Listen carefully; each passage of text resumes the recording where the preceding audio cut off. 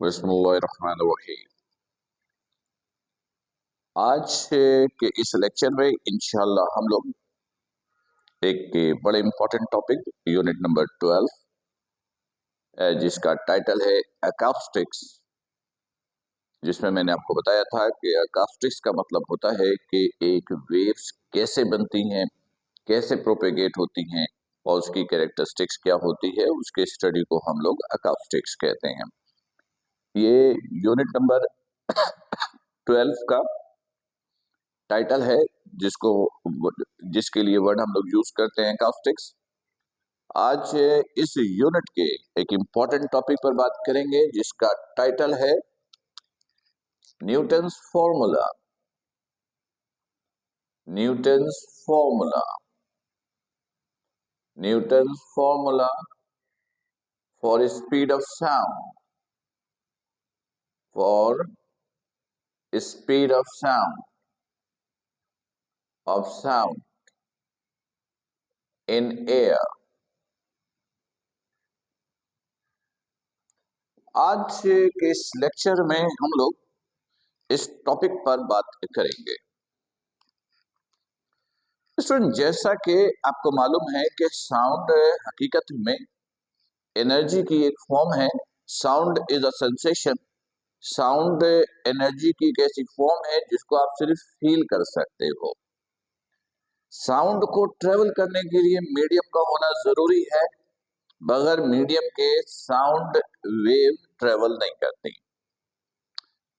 ये सारी बातें आप लोगों ने छोटी क्लासेस में भी स्टडी की कि साउंड की बेसिक कैरेक्टरिस्टिक्स क्या है। देखिए, साउंड को ट्रेवल करने के लिए मीडियम का होना जरूरी है, ये बात तो तय है। ये तो आप लोगों ने छोटी क्लासेस में भी बहुत डिटेल में पढ़ी। तो जब मीडियम की बात आती है तो एयर एक स्टैंडर्ड मीडियम के तौर पे जाना जाता है। तो एयर की डेंसिटी जरा याद करके रखिएगा, उसकी जरूरत हमें पड़ती है। एयर की डेंसिटी जो है, एयर एक स्टैंडर्ड मीडियम है। Density of air. Density of air. Density को रॉ से लिखेंगे और सीजीएस सिस्टम में इसकी वैल्यू है 1.29 10⁻³ ग्राम पर सेंटीमीटर क्यूब। ये इसकी वैल्यू है। वैसे एसआई यूनिट्स में बात करते हैं तो इसकी वैल्यू सिर्फ 1.29 है, यानी 1.2 है, या 1.3 आप राउंड ऑफ करके ले सकते हो। लेकिन फिलहाल Newton's formula for speed of sound के लिए हम लोग सीजीएस सिस्टम को फॉलो करेंगे और सीजीएस सिस्टम में एयर की डेंसिटी 1.29 इंटू 10⁻³ ग्राम पर सेंटीमीटर क्यूब है। ओके स्टूडेंट्स, साउंड की स्पीड एयर मीडियम में एसटीपी पर, यानी 0 डिग्री सेल्सियस टेम्परेचर पर 332 मीटर पर सेकेंड है। और ये रिजल्ट वेरीफाइड है। ये रिजल्ट वेरीफाइड है कि 0 डिग्री सेल्सियस पर साउंड की जो स्पीड है वो है 332 मीटर पर सेकेंड। आइजैक न्यूटन नाम के एक साइंटिस्ट ने, खैर इस साइंटिस्ट को तो आप बहुत अरसे से इसका नाम सुना है आपने, इसके बहुत सारे टॉपिक्स को आपने पढ़ा है। न्यूटन ने भी साउंड की स्पीड कैलकुलेट करने की कोशिश की एयर मीडियम में 0 डिग्री सेल्सियस पर। जब न्यूटन ने साउंड की स्पीड के लिए फॉर्मूला एस्टैब्लिश करने की कोशिश की, फॉर्मूला ड्राइव किया, तो फॉर्मूले की शक्ल कुछ ही आई। यानी मीडियम इस्तेमाल किया एयर। मीडियम क्या इस्तेमाल किया? एयर। टेम्परेचर कितना इस्तेमाल किया? 0 डिग्री सेल्सियस। तो साउंड की स्पीड का फॉर्मूला ये निकाला, root elasticity over density of medium. Density of medium.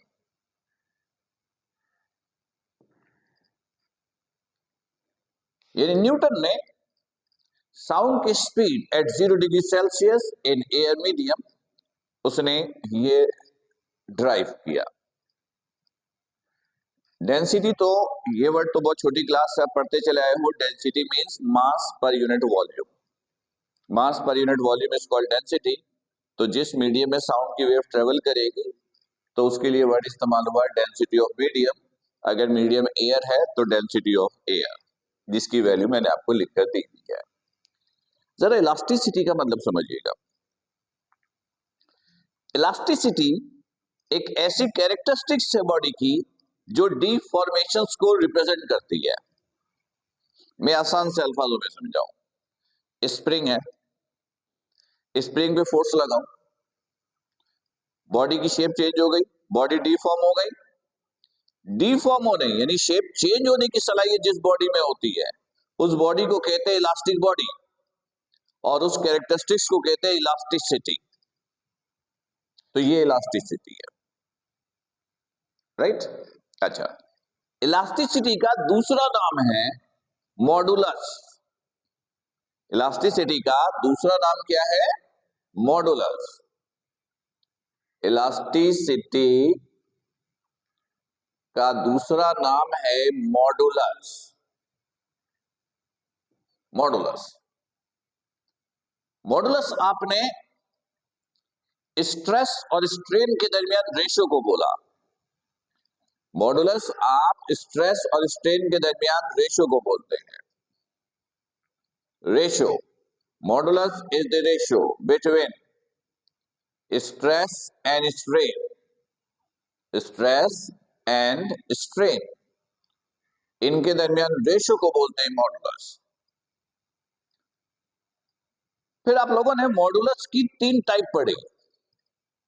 Number 1 young modulus, number 2 bulk modulus, number 3 share modulus. ये मॉडुलस की 3 टाइप है, young modulus, bulk modulus, share modulus. इसमें एक है वर्ड है बल्क मॉडुलस।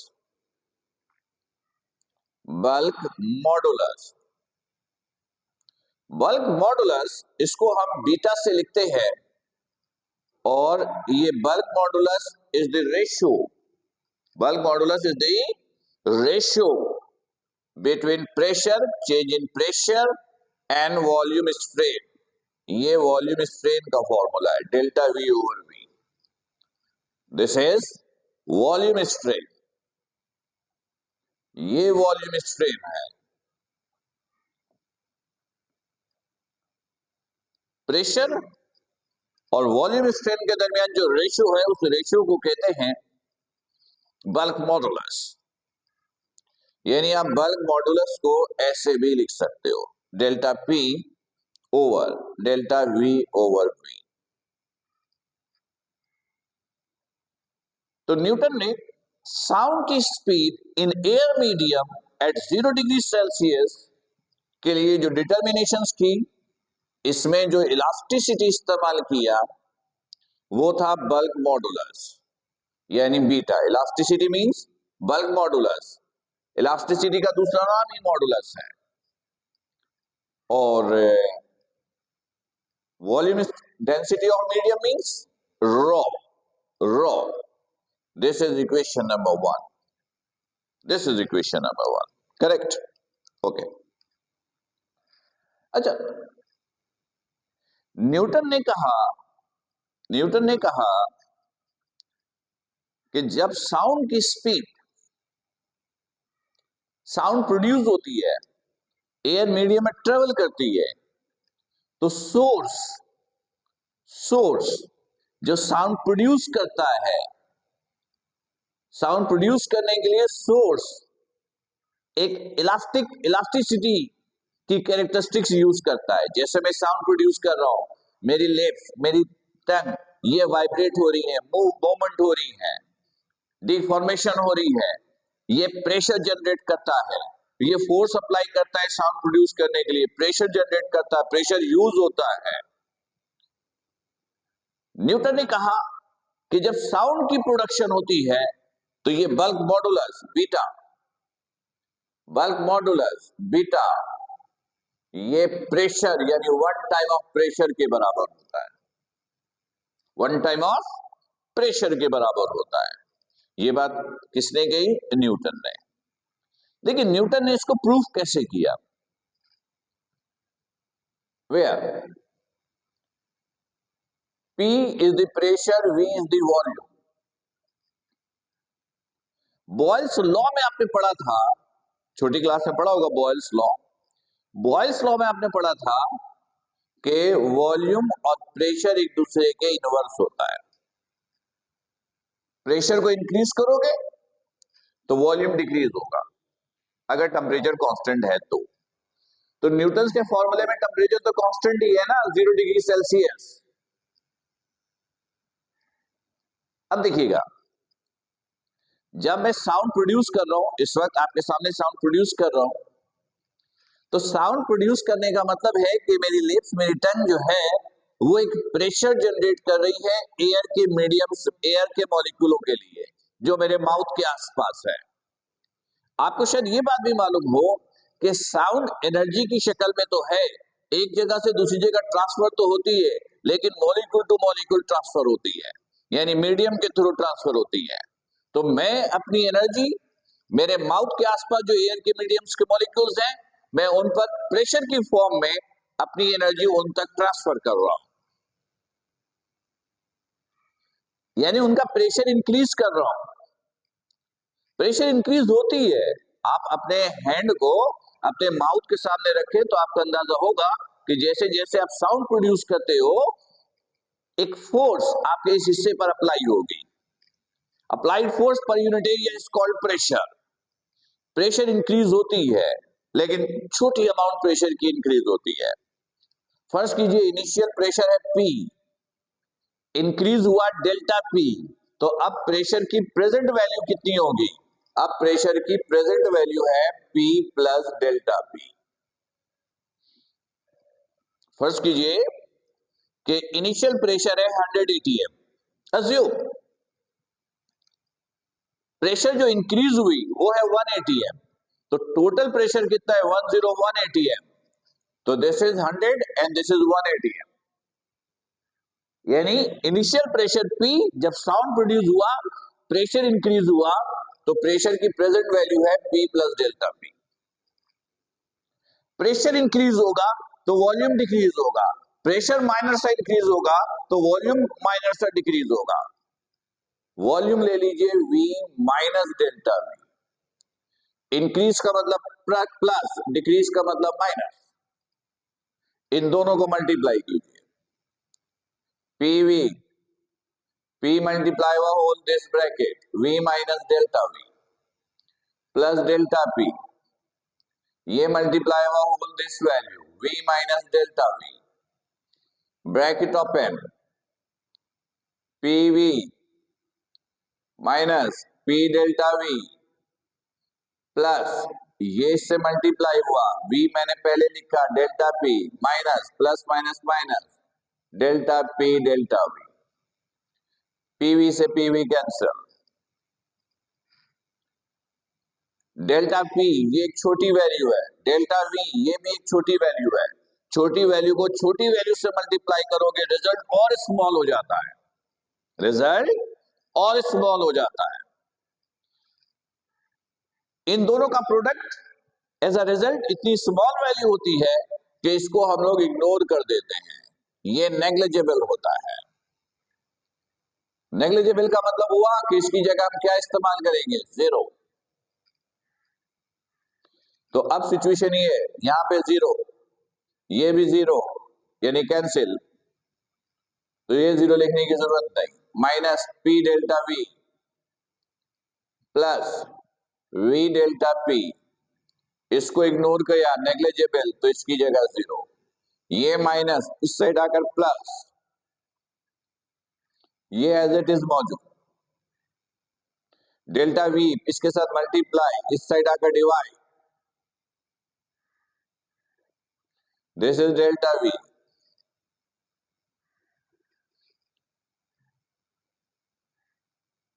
इसको V से डिवाइड मल्टीप्लाई कीजिए, तो V से ये V कैंसिल, तो delta P divided by delta V over V, and delta P over delta V over V, delta P over delta V over V is equal to bulk modulus. ये है bulk modulus, this is bulk modulus, यानी beta is equal to pressure, beta is equal to pressure, ये उसने कहा। Sorry, Newton ने कहा था कि जब साउंड की प्रोडक्शन होती है तो बल्क मॉडुलस यानी इलास्टिसिटी 1 टाइम ऑफ प्रेशर के बराबर होता है। तो अब इस फॉर्मूले की शक्ल आप ऐसे लिखोगे। नाउ अब इस फॉर्मूले की शक्ल आप ऐसे लिखोगे, Vs is equal to root bulk modulus की जगह ये प्रेशर, दिस इज रॉन्ग, इसे इक्वेशन 2 का आप नाम दे सकते हैं, राइट? अच्छा स्टूडेंट्स,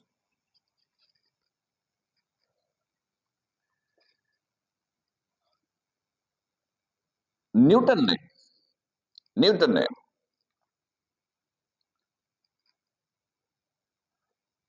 जब साउंड की स्पीड निकाली तो उसके लिए जो उसने एक्सपेरिमेंट परफॉर्म किया वो एक्सपेरिमेंट मर्क्यूरी बेस्ड सिस्टम था। कौन सा सिस्टम था? Mercury based, mercury based. तो इस प्रेशर, आपको मालूम है कि प्रेशर इक्वल होता है रॉ जी एच के। किसके इक्वल होता है? रॉ जी एच। तो आप इस फॉर्मूले की शक्ल फिर ऐसे लिखेंगे, Vs is equal to P की जगह रॉ, लेकिन ये सारी मर्क्यूरी की इस्तेमाल करनी है, ये सारी चीजें मर्क्यूरी की, और ये जो डेंसिटी है ये एयर मीडियम का जिसमें साउंड की वेव ट्रेवल कर रही है, राइट? प्रेशर जिससे साउंड प्रोड्यूस हुआ, मर्क्यूरी का सिस्टम, ये डेंसिटी एयर की डेंसिटी है, मीडियम की डेंसिटी है, this is air medium density. याद रखिएगा मर्क्यूरी की जो डेंसिटी है वो है 13.6 ग्राम पर सेंटीमीटर क्यूब। जी की वैल्यू सीजीएस सिस्टम में 981 सेंटीमीटर पर सेकेंड, एच की वैल्यू 76 सेंटीमीटर। तो अगर यहां पर ये सारी वैल्यू हम पुट कर दे, मर्क्यूरी की डेंसिटी 13.6, जी 981, एच 76 ओवर एयर की डेंसिटी दिस 1.29 एक्सपोनेंट -3, सॉल्व कीजिए कैलकुलेटर की मदद से, 28000 अप्रोक्सीमेट, ये आंसर तकरीबन आएगा। मीटर पर सेकंड में लाया तो 100 से डिवाइड कर दीजिए, डिवाइड किया तो ये आया 280 मीटर पर सेकंड, ये आया। स्टूडेंट्स, शुरू लेक्चर में मैंने आपको बताया, क्या बताया, कि साउंड की स्पीड 0 डिग्री सेल्सियस पर एयर मीडियम के अंदर कितनी होती है? 332 मीटर पर सेकेंड। न्यूटन के फॉर्मूले से रिजल्ट कितना आया? 280 मीटर पर सेकेंड। ये क्या हो गया? साउंड की स्पीड 0 डिग्री सेल्सियस पर, साउंड की स्पीड 0 डिग्री सेल्सियस पर 332 मीटर पर सेकेंड होता है, लेकिन न्यूटन के एक्सपेरिमेंट से तो रिजल्ट आया 280 मीटर पर सेकेंड। अब क्या करें? तो सिंपल सा एक रूल है, रूल फॉलो कीजिए। क्या रूल है? You will calculate error, you will calculate error. If error is less than 2%, then result is acceptable. If error is greater than 2%, then result is not acceptable. तो error निकालिए ताकि फैसला हो। Error का formula ये है, actual value minus observed value over actual value, और percentage के लिए 100 से मल्टीप्लाई किया, 100 से मल्टीप्लाई किया। इधर देखिएगा, actual value is 332 minus observe value is 280 over actual value is 332, percentage में लाने के लिए 100 से मल्टीप्लाई। ये आपने सॉल्व किया कैलकुलेटर की मदद से, तो ये तकरीबन आएगा 15%। कितना आएगा?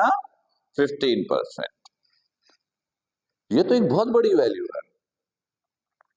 अगर रिजल्ट लेस देन 2% होता तो हम रिजल्ट एक्सेप्ट करते, लेकिन यहां तो रिजल्ट 2% से बहुत ज्यादा है। इसका मतलब है न्यूटन के इस रिजल्ट को एक्सेप्ट नहीं किया जा सकता। मतलब ये हुआ कि न्यूटन के फॉर्मूले में एरर है और अच्छा खासा एरर है। इस एरर को करेक्ट किया, न्यूटन के फॉर्मूले में जो एरर आया इसको करेक्ट किया। इसको करेक्ट किसने किया? लैपलेस नाम के एक साइंटिस्ट ने। किसने किया? लैपलेस नाम के एक साइंटिस्ट ने। और इसके लिए उसने जो मेथड इस्तेमाल किया उस मेथड को कहते हैं Laplace correction. Laplace correction. Laplace नाम के साइंटिस्ट ने न्यूटन के फॉर्मूले में जो एरर था उसको रिमूव किया, उसको रिमूव किया और उसके लिए जो मेथड इस्तेमाल किया उस मेथड को कहते हैं लैपलेस करेक्शन। राइट? चल अब देखते हैं कि करेक्शन हुई कैसे। लैपलेस ने अपने रिसर्च, अपनी स्टडी के दौरान ये ऑब्जर्व किया कि न्यूटन के फॉर्मूले में जहां पे एरर है, गलती हुई, वो गलती है क्या? जरा गौर से सुनिए और समझिएगा। देखिए, जब साउंड प्रोड्यूस होता है ना तो दो चीजें इस्तेमाल होती हैं। एक सोर्स, जैसे मैं इस वक्त साउंड प्रोड्यूस कर रहा हूं तो मैं सोर्स हूं, जिसमें मेरी लिप्स है, मेरी टंग्स हैं, जो भी सिस्टम साउंड प्रोड्यूस करने का इस्तेमाल हो रहा है, एक ही है। दूसरा, ट्रैवलिंग के लिए मीडियम चाहिए। ट्रैवलिंग के लिए मीडियम चाहिए। न्यूटन ने सोर्स का प्रेशर तो कंसीडर किया, लेकिन मीडियम में जब साउंड की वेव ट्रैवल करती है तो उसका प्रेशर न्यूटन ने इग्नोर कर दिया। लैपलेस ने अपने रिसर्च से, अपने एक्सपेरिमेंट से यह साबित किया कि जब साउंड किसी मीडियम में भी ट्रेवल करती है तो मीडियम का प्रेशर भी साउंड की स्पीड में रोल प्ले करता है। तो लैपलेस ने मीडियम का प्रेशर भी कंसीडर किया और मीडियम का प्रेशर कंसीडर करके बल्क मॉडुलस की एक नई वैल्यू डिटरमाइन की, और वो वैल्यू ये है, according to the Laplace correction, according to the Laplace correction, bulk modulus beta is equal to 1.4 times of pressure. Bulk modulus is 1.4 times of pressure.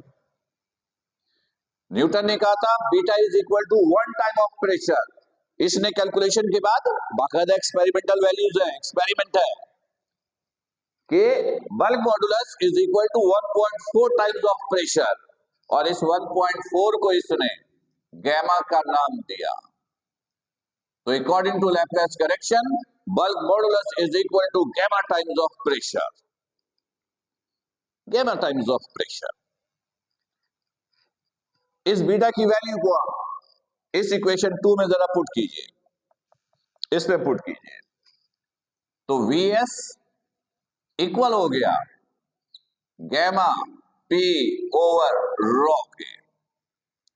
This is equation number 3।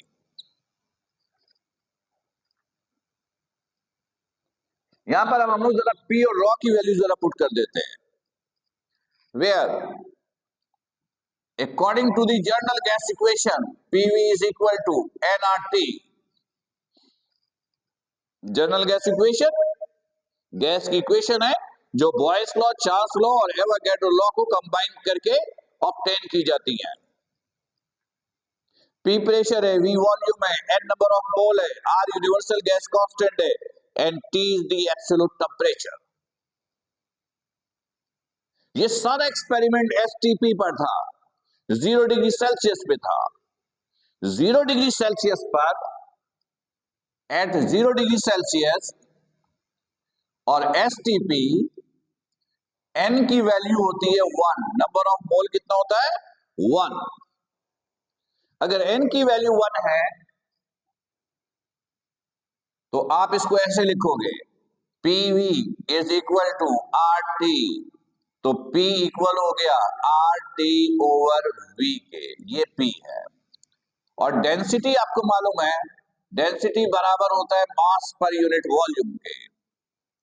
Density बराबर होता है मास per unit volume के। ये P और raw की value को यहां put कीजिए इक्वेशन 3 में, तो क्या होगा देखिएगा। Now Vs is equal to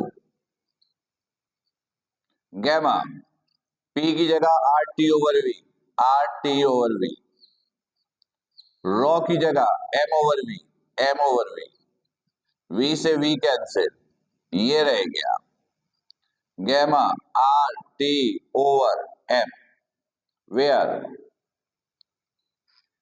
N number of mole, N is the number of mole, N equal होता है mass over molar mass, mass over molar mass, ये नंबर ऑफ मोल का फॉर्मूला है। छोटी क्लासेस में ही पढ़ी, फर्स्ट ईयर में भी आपने पढ़ा होगा। एसटीपी पर N की वैल्यू 1, तो N की जगह 1 पुट कीजिए। तो जब N की जगह 1 पुट करेंगे तो क्रॉस मल्टीप्लाई किया तो M बराबर हो गया किसके, कैपिटल M के, ये क्रॉस मल्टीप्लाई किया, दोनों इक्वल। नजर नहीं आ रहा, दोनों इक्वल हो गया, M बराबर हो गया कैपिटल M के। तो इस फॉर्मूले की शक्ल अब जरा ऐसे लिख लीजिए, Vs is equal to root R T over molar mass capital M। जब लैप्लेस ने इस फॉर्मूले को यूज करके साउंड की स्पीड कैलकुलेट की तो वो रिजल्ट आया 3318 सेंटीमीटर पर सेकेंड। मीटर पर सेकेंड में निकालोगे तो 331.8 मीटर पर सेकेंड, और एरर निकाल लेंगे तो एरर तकरीबन 0.19% आ जाएगा, 0.019% या 0.1%, ये आ जाएगा। और ये एरर लेस देन 2% है, 2% जो बहुत ही छोटी वैल्यू है, लिहाजा इस रिजल्ट को एक्सेप्ट किया गया। इस तरह लैप्लेस ने न्यूटन्स के फॉर्मूले में जो एरर था उसको रिमूव किया, राइट। ओके, इसमें एक छोटी सी बात और देखिए, ये सारा एक्सपेरिमेंट जो हम लोगों ने अभी डिस्कस किया इतनी देर से, ये सब एसटीपी पर है, 0 डिग्री सेल्सियस पर है। लेकिन क्या साउंड की वेव सिर्फ 0 डिग्री सेल्सियस पर ट्रेवल करती है? नो। याद रखिएगा, डिफरेंट टेम्परेचर पे साउंड की स्पीड डिफरेंट होती है। डिफरेंट टेम्परेचर पे साउंड की स्पीड डिफरेंट होती है, और डिफरेंट टेम्परेचर पे साउंड की स्पीड के लिए मैं आपको 2 फॉर्मूले दे रहा हूं, उनको जरा याद रखिएगा। ये सारी चीजें 0 डिग्री सेल्सियस पर है, 0 डिग्री सेल्सियस पे है, लेकिन डिफरेंट टेम्परेचर पे साउंड की स्पीड डिफरेंट है। तो पहला फॉर्मूला आपके पास ये है, देखिएगा, ये Vt is equal to V naught plus 0.61 t। ये डिफरेंट टेम्परेचर पे साउंड की स्पीड मालूम करने का फॉर्मूला है। इसमें ये V नॉट 0 डिग्री सेल्सियस पे साउंड की स्पीड है, जिसको आप कहोगे 332, and small t this is the temperature in degree Celsius directly, यानी केल्विन में नहीं कन्वर्ट कीजिएगा, डायरेक्ट सेल्सियस में पुट कीजिएगा। पुट करेंगे, सॉल्व करेंगे, जिस टेम्परेचर को आप पुट करोगे उस टेम्परेचर पे साउंड की स्पीड निकलेगी। लेकिन अगर टेम्परेचर को केल्विन में यूज करना है तो उसके लिए फिर फॉर्मूला ये है, VT is equal to V0 root T over 273। यहां पे T इन डिग्री सेल्सियस है, यहां पे T इन केल्विन है, और V0 वही है 332 मीटर पर सेकेंड। इधर भी 332, इधर भी 332। यहां टेम्परेचर सेल्सियस में, यहां टेम्परेचर केल्विन में। राइट, नजर आ रहा है आप लोग को स्क्रीन पर? मैं इस फॉर्मूले को यहां पे लिख के बता दूं, शायद नजर ना आ रहा हो, यहां पे नजर आ रहा होगा। VT is equal to V0 root T over 273। ये जो है, ये जो है, ये और ये डिफरेंट टेम्परेचर पे साउंड की स्पीड मालूम करने का फॉर्मूला है। इसमें टेम्परेचर केल्विन में, ये भी डिफरेंट टेम्परेचर पे साउंड की स्पीड मालूम करने का है, लेकिन यहाँ पे टेम्परेचर डायरेक्टली सेल्सियस में। तो स्टूडेंट्स, अगर ये टॉपिक पेपर में आया तो हम आपसे पूछेंगे, what is Newton's formula for speed of sound? What is Newton's formula for speed of sound and how Laplace is corrected, it explain.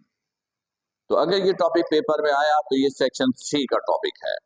उम्मीद है कि ये टॉपिक कॉन्सेप्ट बिल्कुल क्लियर हो गया होगा। कोई कंफ्यूजन, कोई प्रॉब्लम हो तो लाइव सेक्शन में आप उससे डिस्कस कीजिएगा, पॉइंट टू पॉइंट नोट करके रखिएगा, ताकि कहीं कोई कंफ्यूजन हो तो आपको पूछने में, क्लियर करने में आसानी हो। राइट, तब तक अपना बहुत ख्याल रखिएगा। अस्सलाम वालेकुम।